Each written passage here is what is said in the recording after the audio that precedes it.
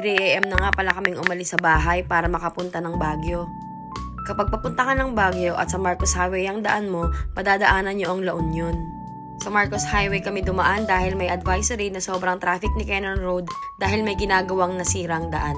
Ma-enjoy mo din naman ang view sa Marcos Highway dahil puro puno at bundok na din naman. Pero sana pagbalik namin ng Baguio ay makadaan naman sa Cannon Road. Andito na nga kami sa tunnel at medyo may lamig na nga akong nararamdaman sa part na to. Ang lawak ng daan na to, ang sarap magmotor.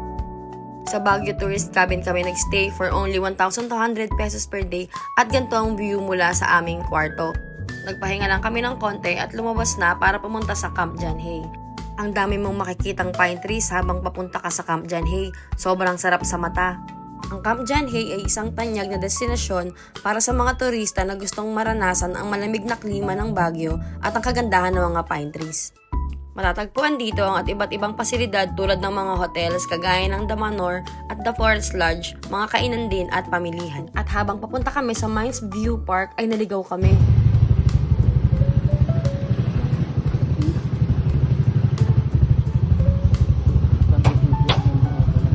Medyo kinabahan lang ako ng konti dahil ang tarik papaba at may mga dinaanan din na pataas na matatarik din.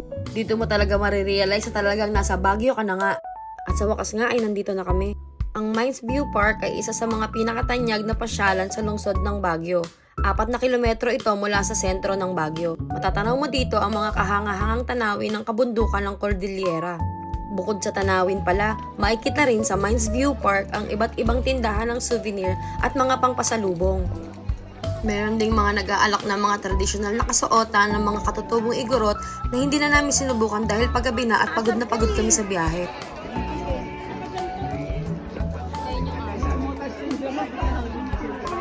In-enjoy muna namin ang view, nag-picture at nag-video bago kami mamili ng pasalubong at maghanap ng kakainan bago bumalik sa hotel. Basang-basa nga din pala kami ng ulan pagbalik. Mabuti na lang mabait yung kinainan namin na kahit basa kami ay pwedeng kumain.